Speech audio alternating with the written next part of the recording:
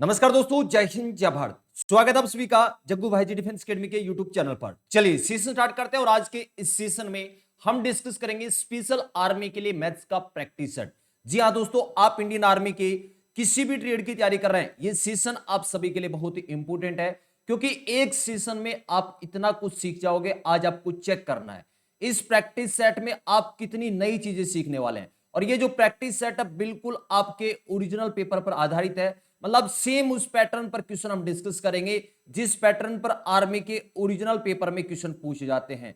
तो इससे पहले हम 14 प्रैक्टिस सेट डिस्कस कर चुके हैं। अगर आपने नहीं देखा है तो आप जाइए चैनल की प्लेलिस्ट में, वहां पर एक प्लेलिस्ट मिलेगी आपको special army maths practice set नाम से। चलिए सेशन स्टार्ट करते हैं। पहला क्वेश्चन आपके सामने है। क्वेश्चन नंबर 1 आपसे पूछा है कि 25 रुपए अंकित मूल्य पर 25% डिस्काउंट बट्टा दिया जाता है। डिस्काउंट मतलब बट्टा दिया जाता है, तो विक्रय मूल्य क्या होगा। बहुत ही शानदार क्वेश्चन है। 25 रुपए अंकित मूल्य है, कोई वस्तु है उसके ऊपर 25 रुपए क्या है, अंकित है।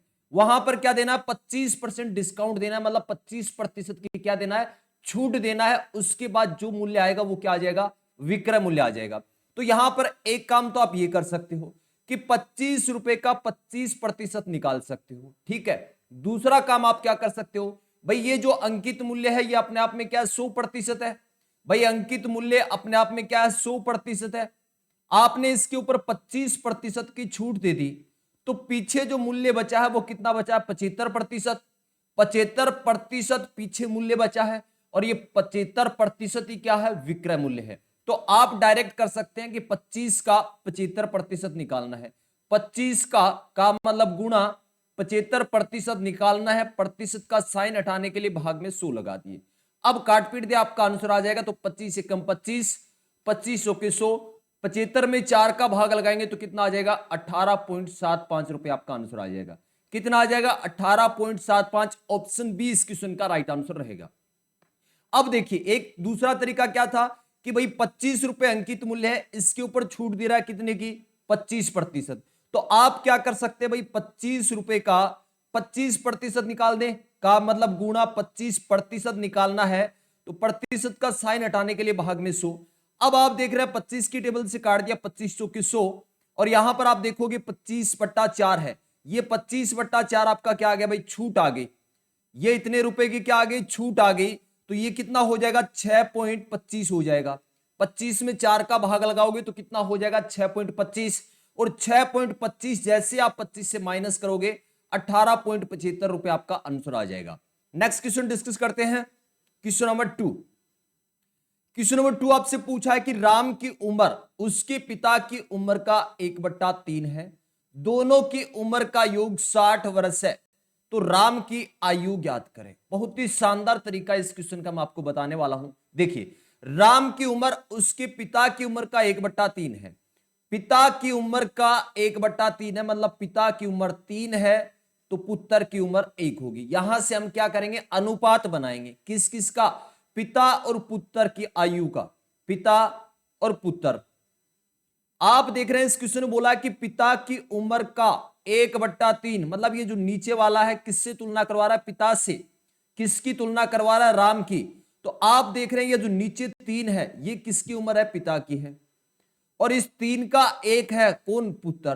तो ये रेशियो बन गया भाई, पिता और पुत्र की आयु का 3:1। दोनों तरीके से करवाने वाला हूं, बेसिक से भी करवाऊंगा। ये अच्छा तरीका है, इसको एक बार समझिए आप। पिता की उम्र का अनुपात 3 है, पुत्र की उम्र का अनुपात है 1। अब आप देख रहे हैं यहां पर क्या दे रखा है, इन दोनों की आयु का योग दे रखा है 60 वर्ष। तो ये जो 60 है ये कितने अनुपात का मान होगा, दोनों के अनुपात के योग के बराबर। तो पिता का अनुपात है 3, पुत्र का अनुपात 1 है। दोनों के अनुपात का योग कितना हो जाएगा, 4 हो जाएगा। मतलब ये जो 60 वर्ष है ये 4 अनुपात का मान है। 4 रेशियो का मान है 60 वर्ष। 1 रेशियो का मान कितना हो जाएगा, 60 में 4 का भाग लगा देंगे, कितना आ जाएगा, 15 वर्ष आ जाएगा। अब क्वेश्चन आपसे क्या पूछा है, राम की आयु। तो यहां पर देख रहे हैं राम की उम्र उसके पिता की है, तो ये पुत्र कौन है, राम है। तो राम की आयु निकालना हमें, 1 रेशियो का मान निकालना है, और 1 रेशियो का मान कितना है, 15। अगर यहां पर क्वेश्चन आपसे यह पूछा जाता कि पिता की आयु बताइए, तो आप देख रहे हैं पिता की आयु का रेशियो कितना है 3, एक रेशियो का मान है 15, तो 3 रेशियो का मान कितना हो जाएगा 15 गुणा 3 45 हो जाएगा। अगर यहां पर आपसे पूछा जाए कि दोनों की आयु के बीच अंतर बताओ, तो आप देख रहे हैं रेशियो में कितना अंतर है 2, तो 2 अनुपात का मान कितना हो जाएगा 30 हो जाएगा। अब यहां पर क्वेश्चन पूछा था कि राम की आयु, तो राम की आयु कितनी है 15 वर्ष, ऑप्शन ए इस क्वेश्चन का राइट आंसर।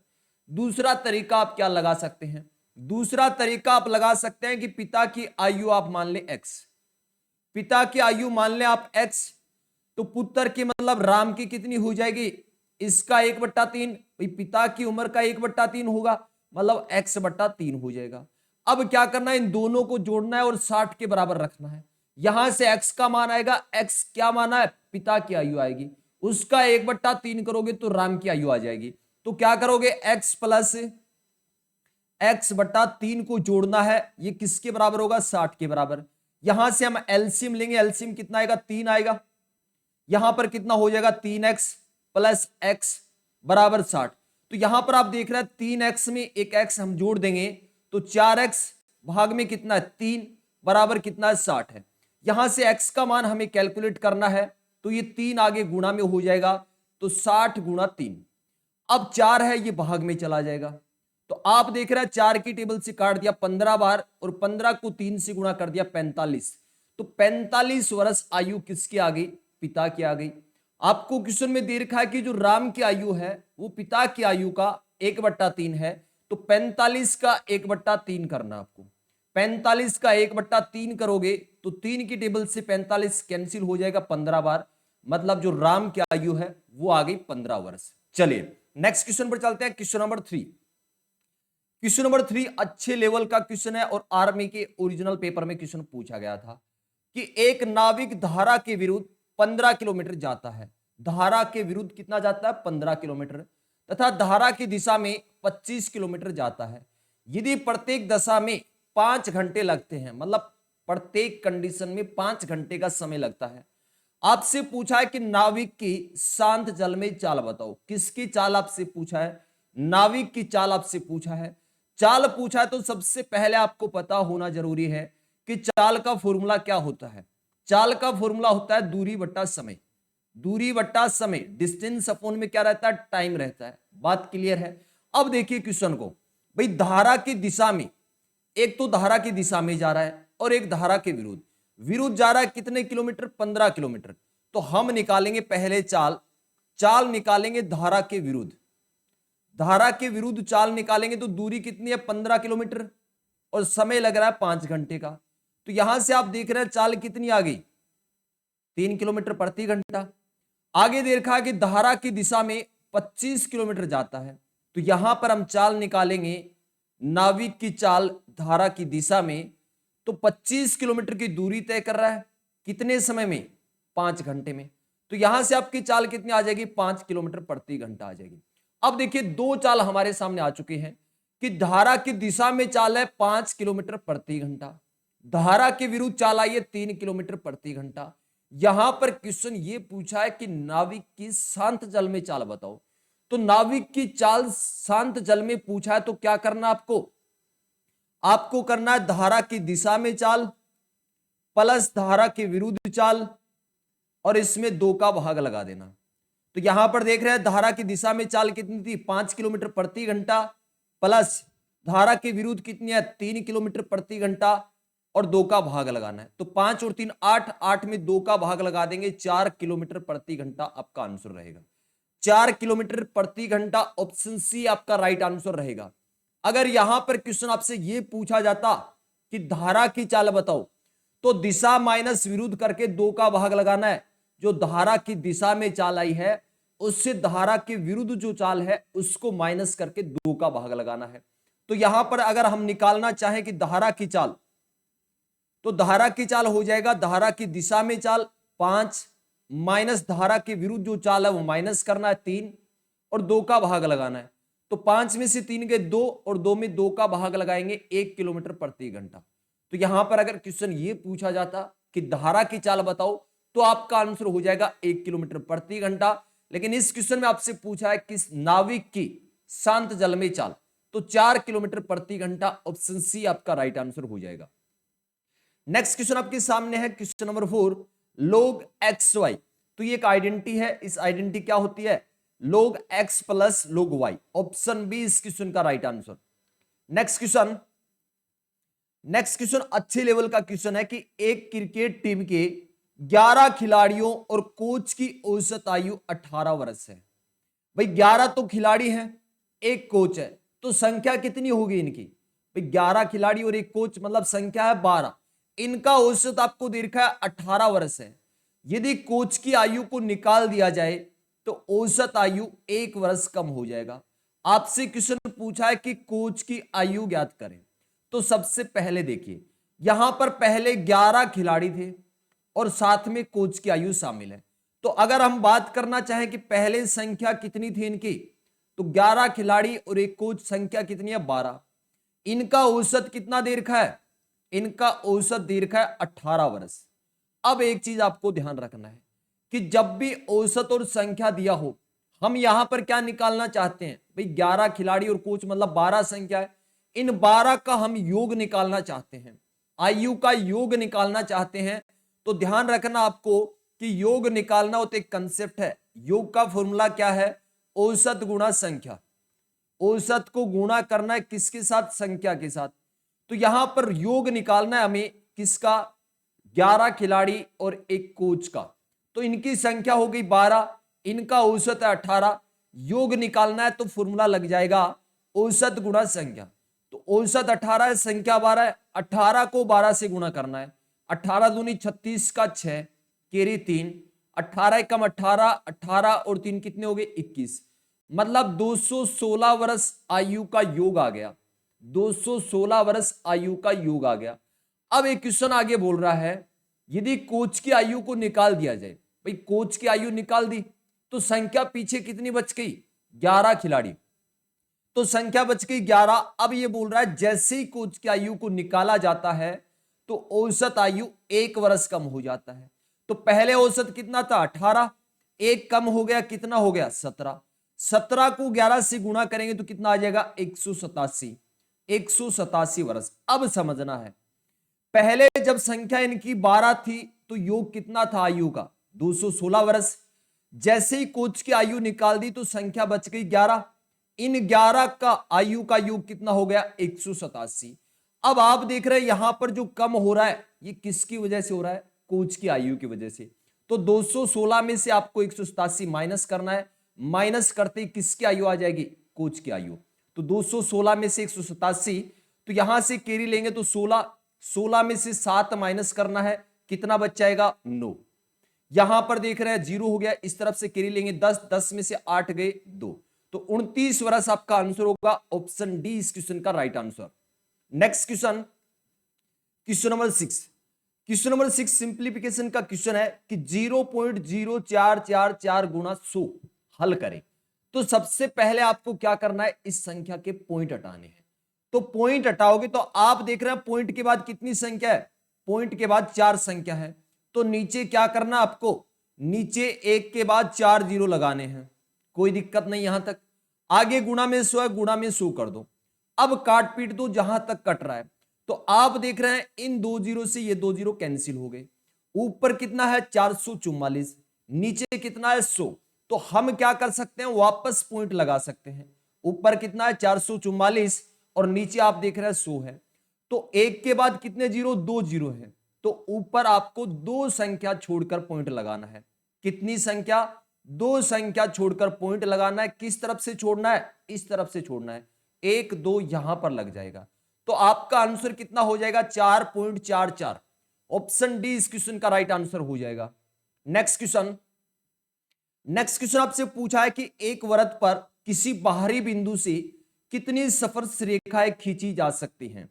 एक वृत्त पर किसी बाहरी बिंदु से कितनी स्पर्श रेखाएं खींची जा सकती हैं। जैसे मान लीजिए ये कोई आपका वृत्त है, ये कोई बाहरी बिंदु है। आपसे पूछा है कि इस बाहरी बिंदु से इस वृत्त पर कितनी स्पर्श रेखाएं खींची जा सकती हैं। तो देखिए अगर हम खींचना चाहें तो एक हमने खींच दी ये, भाई आप देख रहे हैं वृत्त को भी स्पर्श कर रही है, टच कर रही है, बिल्कुल कर रही है। इसी बिंदु से खींच रहे हैं दूसरी रेखा हम खींचना चाहे तो यहां खींच सकते हैं। इसके अलावा कोई स्पर्श रेखा खींच सकते हैं क्या? नहीं खींच सकते हैं। तो कोई भी वृत्त हो उसके ऊपर किसी बाहरी बिंदु से अगर हम स्पर्श रेखाएं खींचनी चाहे तो कितनी खींची जा सकती हैं? 2 खींची जा सकती है। ऑप्शन डी इस क्वेश्चन का राइट आंसर हो जाएगा। नेक्स्ट क्वेश्चन, अगला क्वेश्चन बहुत ही अच्छे लेवल का क्वेश्चन आपके सामने है। यहां पर कुछ नई चीज आपको सीखने को मिलेंगी। क्वेश्चन पूछा है कि एक पंचभुज के 4 कोणों का माप क्रमशः 130 डिग्री, 85 डिग्री, 108 डिग्री, 82 डिग्री है। पांचवें कोण का माप कितना होगा? तो सबसे पहले आपको पता होना चाहिए कि पंचभुज, पंचभुज का मतलब 5 भुजाओं से घिरी हुई कोई आकृति है, उसके पांचों कोण, जितने भी कोण है पांचों, उनका योग क्या होगा? तो एक चीज, एक कंसेप्ट ध्यान रखना आपको कि कोई भी n भुजाओं वाला, n भुजाओं वाला कोई भी बहुभुज हो, उसके आपको अंतः कोण की बात कर रहा हूं मैं, अंतः कोण के सभी कोणों का योग निकालना हो तो फॉर्मूला ध्यान रखना है 2n-4 मल्टीपल करना है किसके साथ? 90 के साथ। भाई 2n-4 मल्टीप्लाई बाई 90 करना है, 90 से आपको गुणा करना है। तो क्या आ जाएगा? जो भी आपका बहुभुज है उसके कोणों का योग आ जाएगा। और ये क्वेश्चन आपसे पूछा भी गया है, पेपर में डायरेक्ट पूछा गया है कि 5 भुजाओं से घिरी हुई आकृति के सभी अंतः कोणों का योग बताइए। तो इस फॉर्मूले से आप निकाल सकते हो। तो यहां पर देख रहे हैं पंचभुज है, भुजाओं की संख्या कितनी है? 5 है। तो यहां पर n का मान कितना है? n का मान है 5। इस फॉर्मूले में जैसे हम रखेंगे तो सभी कोणों का, सभी अंतः कोणों का योग आ जाएगा। तो यहां पर 2n, n का मान है 5, 5 को 2 से गुणा करेंगे 10, 10 माइनस 4 गुणा क्या है? 90 है। तो 10 में से 4 माइनस करेंगे 6, 6 गुणा 90 कितना हो जाएगा? 540। तो जो अंतः कोण है, अंदर के जो कोण है, उनका योग कितना होगा? 540। अब 4 कोण आपको दे रखे हैं, 130, 85, 108, 82 डिग्री दे रखा है। इन चारों का क्या करना है? योग करना है। और 540 से जैसे ही माइनस करेंगे तो पांचवें कोण का माप आ जाएगा। इनका योग करते हैं 2 और 8 10, 10 और 5 15 का 5, केरी 1, 8 8 16, 16 और 3 19 और 1 20 का 0, केरी 2 और 1 और 1 2 और 2 4, 405 आ गया। भाई इन चारों कोणों का योग कितना आ गया? 405। अब किससे माइनस करना है? 540 से माइनस करना है। 540 से 405 माइनस करना है, कितना आ जाएगा? 5 और 3 और 1, 135 डिग्री आ जाएगा। ऑप्शन डी, ऑप्शन डी इस क्वेश्चन का राइट आंसर होगा। अब देखिए, क्वेश्चन आपसे पूछा जा सकता है कि 3 भुजाओं से, मतलब त्रिभुज के अंतः कोणों का योग क्या होगा? तो आप क्या कर सकते हैं? इस फॉर्मूले से निकाल सकते हैं। जैसे त्रिभुज में कितनी भुजा होती है? 3 भुजा होती हैं। तो n का मान क्या रखना है? n का मान रखना है 3। किस फॉर्मूले में? इसमें 2n-4 गुणा 90। तो 2n, n का मान 3 है तो 3 दूनी 6, 6 माइनस 4 गुणा क्या करना है? 90। तो 6 में से 4 माइनस करेंगे 2 और 90 के साथ गुणा करेंगे तो 180 डिग्री। और आपको पता ही होगा कि त्रिभुज के तीनों कोणों का योग 180 होता है। बात क्लियर है? यहां पर आपसे पूछ सकता है 6 भुजा, 7 भुजा, 8 भुजाओं से घिरी हुई कोई भी आकृति, आप कर सकते हैं। इस फॉर्मूले को ध्यान रखना है। नेक्स्ट क्वेश्चन पर चलते हैं। Question number 9। क्वेश्चन नंबर 9 आपसे पूछा है कि 15, 10, 50, 60 का लघुत्तम समापवर्तक एलसीएम क्या होगा? तो सबसे पहले आपको समझना है कि एलसीएम होता क्या है। एलसीएम होता क्या है? एक छोटी से छोटी संख्या जिसमें जो दी गई संख्या है उसका पूरा पूरा भाग चला जाए। मतलब आपको एक छोटी से छोटी संख्या यहां पर देखना है जिसमें 15, 10, 50 और 60 इन चारों संख्या का पूरा पूरा भाग चला जाए। आप क्या कर सकते हैं? ऐसे क्वेश्चन को ऑप्शन से उड़ा सकते हैं। पहले ऑप्शन को चेक करें, अगर 30 में आप देख रहे हैं 15 का भाग चला जाएगा, 10 का चला जाएगा, लेकिन 50 का नहीं जाएगा। ऑप्शन ए गलत हो गया।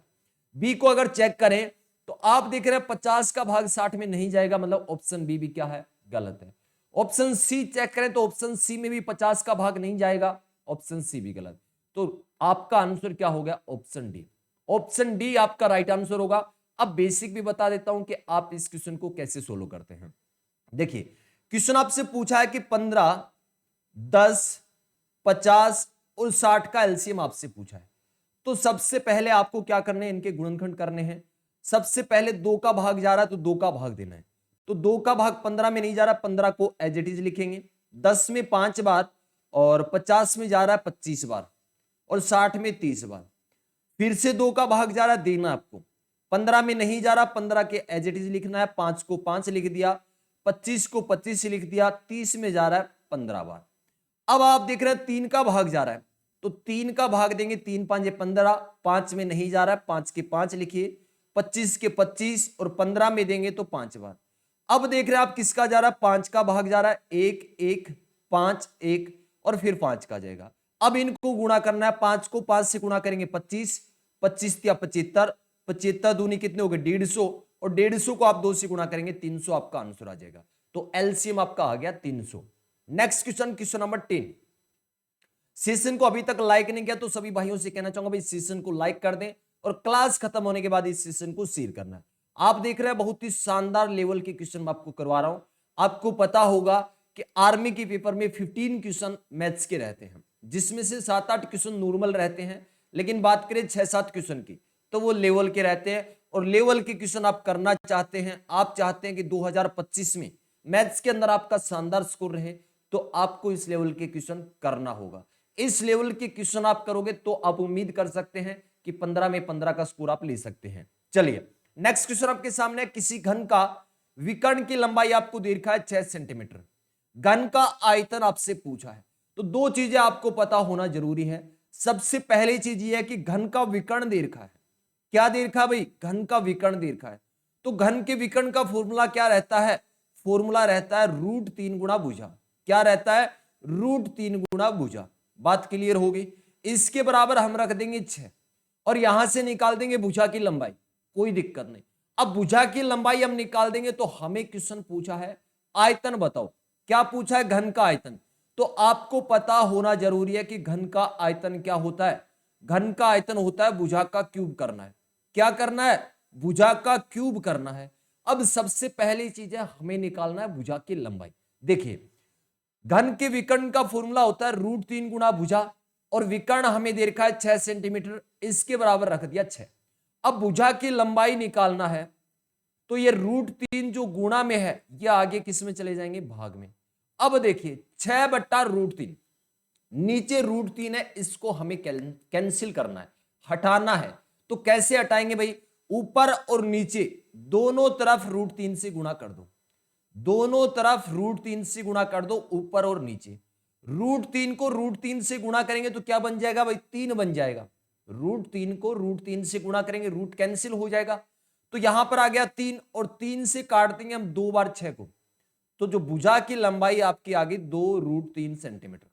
बात क्लियर है क्या, भुजा की लंबाई आ गई 2√3 सेंटीमीटर। ठीक है, अब हमें निकालना है क्या, आयतन। आयतन का फॉर्मूला है भुजा का क्यूब करना है। आयतन का फॉर्मूला क्या है, भुजा का क्यूब। तो आयतन हमें निकालना है, भुजा की लंबाई हमने कैलकुलेट कर ली कितनी है, 2√3। तो 2√3 का क्या करना है भाई, क्यूब करना है, तो इसको मल्टीप्लाई करना है 3 बार। 2√3 गुणा 2√3 गुणा 2√3। तो आप देखोगे 2 दूनी 4, 4 दूनी 8, 8 तो ये हो गए, √3 को √3 से करोगे 3 बन जाएगा, 8 या 24, 24√3 आपका आंसर हो जाएगा। 24√3 सेंटीमीटर क्यूब आपका राइट आंसर होगा। ऑप्शन ए इस क्वेश्चन का राइट आंसर। तो देख रहे आप बहुत ही अच्छे लेवल का ये क्वेश्चन था और सेम पेपर में पूछा गया भाई। नेक्स्ट क्वेश्चन डिस्कस करते हैं, क्वेश्चन नंबर 11। क्वेश्चन नंबर 11 देखने में आपको बहुत ही सिंपल क्वेश्चन लग रहा है, बहुत ही छोटा सा क्वेश्चन है, लेकिन ऐसे क्वेश्चन भी अक्सर गलत हो जाते हैं। सबसे पहले आपको क्या करना है, इसको सोल्व करना है। रूट करना है किसका, 0.01 का। 0.01 का आपको रूट करना है, वर्गमूल करना है। तो सबसे पहले हम क्या करें, इसके पॉइंट हटा दे। पॉइंट के बाद आप देख रहे हैं कितनी संख्या है, पॉइंट के बाद 2 संख्या है, तो नीचे 1 के बाद 2 जीरो लगा दे। अब इसका वर्गमूल करना है, तो 1 का वर्गमूल कितना हो जाएगा, 1, और 100 का हो जाएगा 10, और ये संख्या क्या बन गई, 1/10। वापस पॉइंट लगा दें, तो वापस पॉइंट लगाएंगे तो 1 के बाद 1 जीरो है, एक संख्या छोड़कर पॉइंट लगाना है, तो पॉइंट कहां पर लग जाएगा, 0.1 आ जाएगा। अब इस क्वेश्चन ने पूछा है कि भाई इसका तो हमने कैलकुलेट कर लिया 0.1 है, और 0.1 से माइनस करना 0.1, आंसर क्या आ जाएगा 0, आपका आंसर आ जाएगा ऑप्शन ए। नेक्स्ट क्वेश्चन आपसे पूछा है कि दो संख्याओं का अंतर 2 है, उनके वर्गों का अंतर 24 है, तो उनका योग ज्ञात करें। बहुत ही अच्छे लेवल का क्वेश्चन है भाई।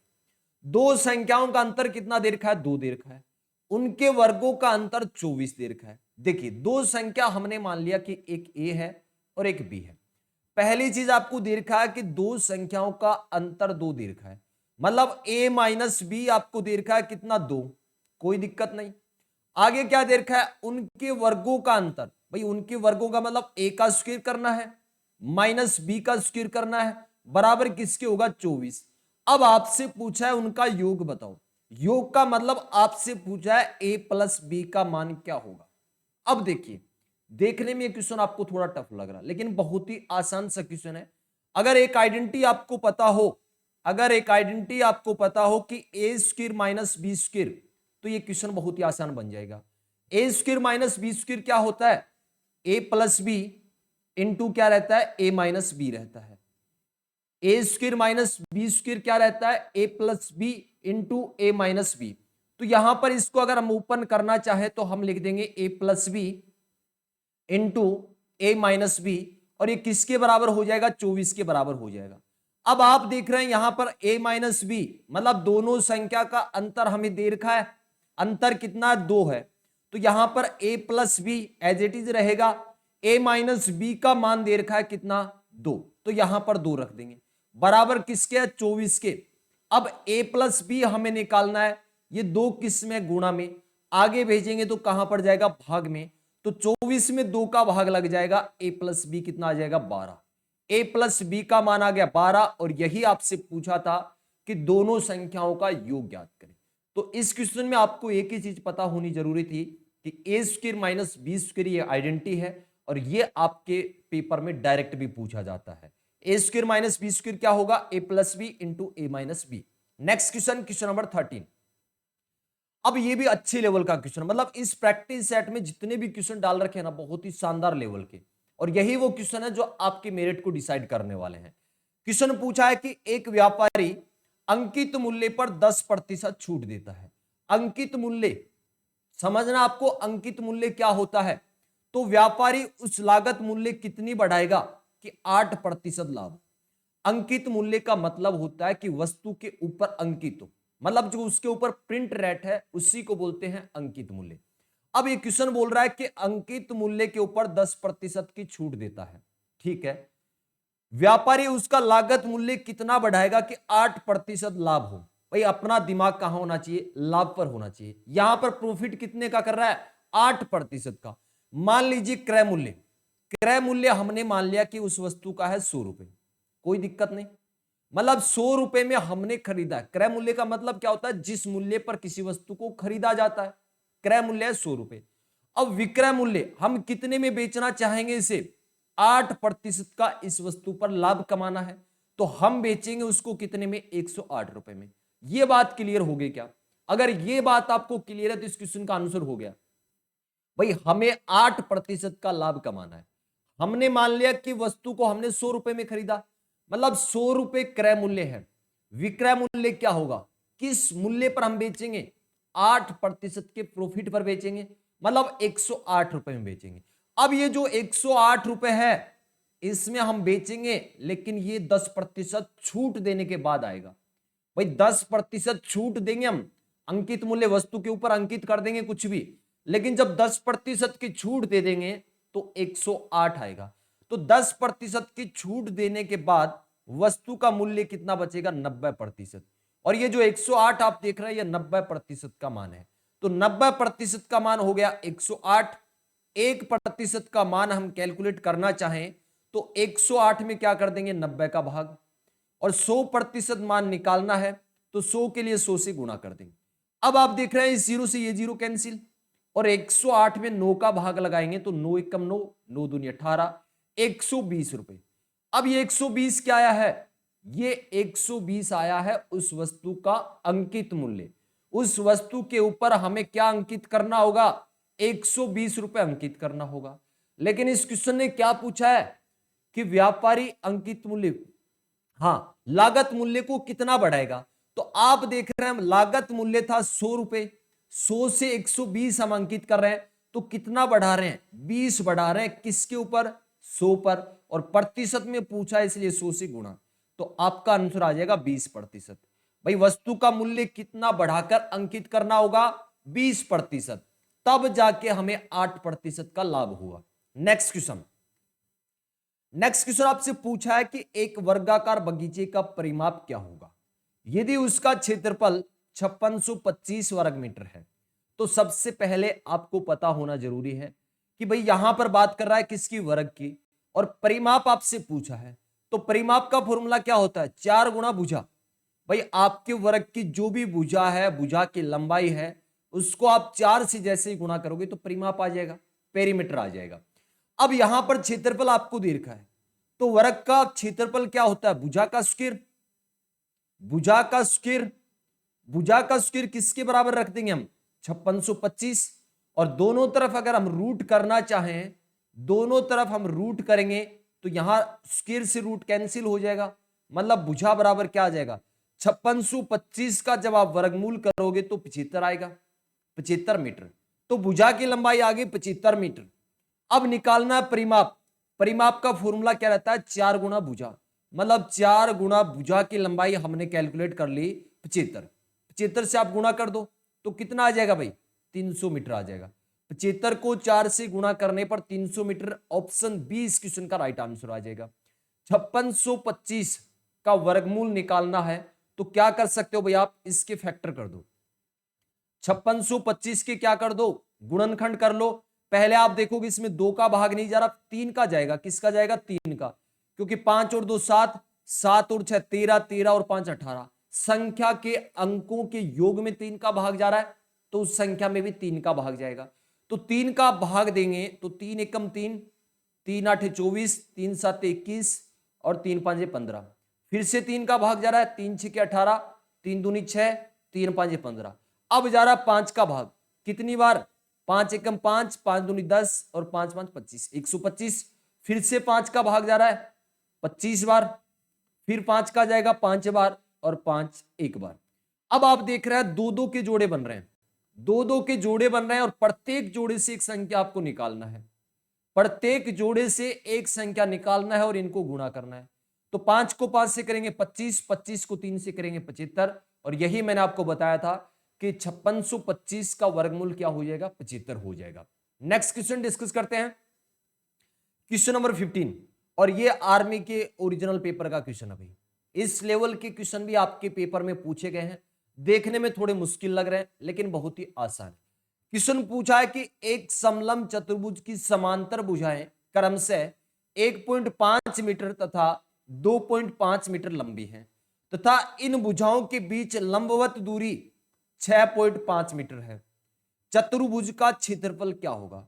तो सबसे पहले आपको पता होना चाहिए कि समलंब चतुर्भुज क्या होता है। चतुर्भुज का मतलब तो क्लियर है, क्वाड्रिलेटरल, मतलब 4 भुजाओं से घिरी हुई कोई आकृति है, उसको हम चतुर्भुज बोलते हैं। लेकिन यहां पर बात कर रहा है समलंब की, तो समलंब का मतलब क्या होता है, समलंब का मतलब होता है कि कोई भी भुजाओं का एक युग्म, भुजाओं का एक युग्म समांतर होना चाहिए। समांतर का मतलब पैरेलल होना चाहिए, मतलब अगर भुजाओं को आप आगे बढ़ाएंगे तो वो कभी नहीं कटने वाली है, आपस में एक दूसरे को नहीं काटेंगे, क्रॉस नहीं करेंगे। यही आपका क्या है, समलंब चतुर्भुज है। भाई 4 भुजाओं से घिरी हुई आकृति को तो चतुर्भुज बोलते हैं, लेकिन यहां पर बात कर रहा है समलंब चतुर्भुज की, तो भुजाओं का एक युग्म क्या होना चाहिए, समांतर होना चाहिए। तो यहां पर इस भुजा की लंबाई आपको दे रखा है 1.5 मीटर, इस भुजा की लंबाई दे रखा है 2.5 मीटर, और लंबवत दूरी का मतलब ऊंचाई आपको दे रखा है 6.5 मीटर। अब क्वेश्चन आपसे पूछा है क्षेत्रफल, तो ध्यान रखना है क्षेत्रफल आपको निकालना हो किसका, समलंब चतुर्भुज का। तो ध्यान रखना है 1/2 गुणा समांतर भुजाओं का योग, समांतर भुजाओं का योग करना है, और गुणा किससे करना है आपको, ऊंचाई से, हाइट से गुणा करना है। जो आपकी लंबवत दूरी है, दोनों समांतर भुजाओं के बीच की जो दूरी है उससे आपको गुणा करना है। तो यहां पर हो जाएगा क्या, 1/2 गुणा समांतर भुजाओं का योग। अब 1.5 प्लस क्या करना, 2.5, तो कितना हो जाएगा 4। भाई 2.5 में 1 पॉइंट हम जोड़ेंगे तो 3 और 1 4 हो गया, गुणा हाइट कितनी आपकी 6.5। अब आप देख रहे हैं 2 की टेबल से काट दिया, 2 दूनी 4, 6.5 को गुणा करना है किससे, 2 से गुणा करना है। तो 5 दूनी 10 का 0 कैरी 1, 6 दूनी 12 और 1 13, एक संख्या छोड़कर पॉइंट लगाना है तो 13 आ जाएगा। आंसर कितना आ जाएगा, 13 मीटर स्क्वायर आपका राइट आंसर होगा। ऑप्शन ए इस क्वेश्चन का राइट आंसर होगा। तो उम्मीद करता हूं आज का सेशन आप सभी को बहुत ही अच्छा लगा होगा। कमेंट करके जरूर बताना कि आज के इस प्रैक्टिस सेट में ये क्वेश्चन किस लेवल के आपके लगे हैं। चलिए, और स्पेशल आर्मी भर्ती 2025 के लिए मैथ्स का कंप्लीट कोर्स यूट्यूब पर फ्री लॉन्च कर रखा है, जिसकी क्लास डेली शाम को 7 बजे रहती है। हर टॉपिक को बिल्कुल बेसिक से लेके उस लेवल तक हम कंप्लीट कर रहे हैं जिस लेवल तक आर्मी के पेपर में क्वेश्चन पूछे जाने की संभावना है। तो जो भी भाई इस बैच को ज्वाइन करना चाहें वो ज्वाइन कर सकते हैं। 100% बहुत ही शानदार स्कोर आपको देखने को मिलेगा। अगर आप टेलीग्राम या व्हाट्सएप ग्रुप को ज्वाइन करना चाहते हैं तो टेलीग्राम पर जुड़ने के लिए आपको सर्च करना है जग्गू भाई जी डिफेंस अकेडमी, आपको ग्रुप मिल जाएगा, उस ग्रुप को ज्वाइन कर लेना। अगर व्हाट्सएप ग्रुप या व्हाट्सएप चैनल को ज्वाइन करना चाहते हैं तो व्हाट्सएप नंबर है 7300 133 100। इस नंबर पर आप मैसेज कर सकते हैं, आपको व्हाट्सएप चैनल और व्हाट्सएप ग्रुप दोनों का लिंक मिल जाएगा। यहां पर आर्मी भर्ती से संबंधित नोटिफिकेशन, पीडीएफ और क्लास के नोटिफिकेशन प्रोवाइड किए जाते हैं। उम्मीद करता हूं भी सभी भाई सेशन को ज्यादा से ज्यादा शेयर करेंगे। मिलते हैं नेक्स्ट सेशन में। नमस्कार, जय हिंद, जय भारत।